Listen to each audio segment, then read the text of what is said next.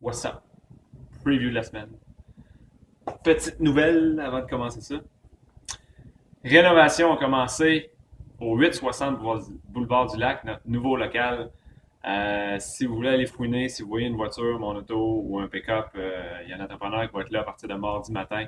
Allez-y, allez jeter un coup d'œil. Ça va partir assez vite. On se donne à peu près 3 à 4 semaines pour avoir le local prêt début mai. Fait qu'on est super excités de ça. C'est un beau local, on a de l'espace en masse. Fait qu'allez voir ça. Classe d'intro qui commence demain soir à 8h30. Donc, je veux souhaiter la bienvenue à tout le monde qui commence l'intro demain. Vous êtes à peu près une dizaine qui commencez. Fait que bienvenue à tous. Et vous avez mangé des petits cocos aujourd'hui? Bacon? Sirop d'érable? Ouais?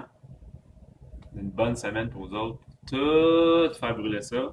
Pas de trouble là-dessus. Demain, journée compétition.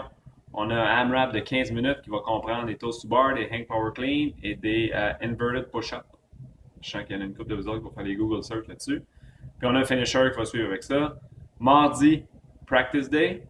On a du back squat. Et après ça, on a deux petits WOD encore. Wall ball, sumo deadlift, kettlebell swing. Et on a un finisher aussi avec ça.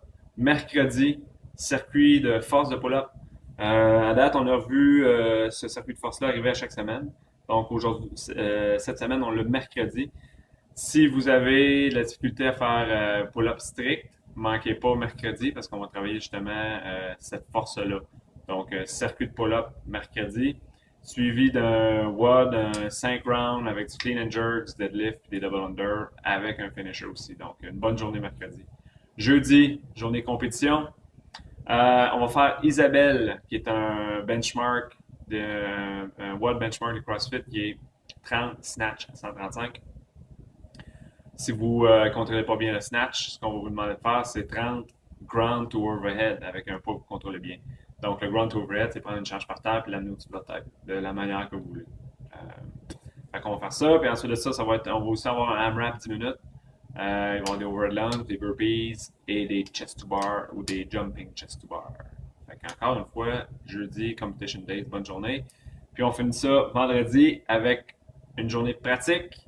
On va travailler les ring dips. Ring dip, ça a l'air facile, mais c'est un mouvement qui est assez technique. On ne veut pas se trouver en mauvaise position quand on fait ce mouvement-là, surtout brisé au niveau du cou, comme ça, ou au niveau des lombaires. Là, on veut avoir une bonne posture. Fait que manquez pas ça vendredi, on va travailler la technique des ring dips. Puis ensuite de ça, on va faire un petit WOD qui va comprendre les ring dips, qui va pratiquer la technique des ring dips. Puis on finit ça avec un WOD, là, on va voir du clean, du front squat, du push press, slam ball. J'avais oublié de vous dire la semaine passée qui était une semaine de deload. C'est pas nécessairement que les watts sont plus faciles, c'est qu'on enlève la charge. Donc, si vous avez remarqué la semaine passée, là, les watts, il n'y avait pas nécessairement de charge dedans, c'était plus cardio que lourd. On va avoir une semaine de deload environ 4 semaines. Donc, semaine de deload la semaine passée, on reprend ça semaine 5 de notre cycle 2 avec une semaine un petit peu plus chargée. Fait que, ça va être une belle semaine. Je vous souhaite une bonne soirée. On se voit dans le gym. Ciao.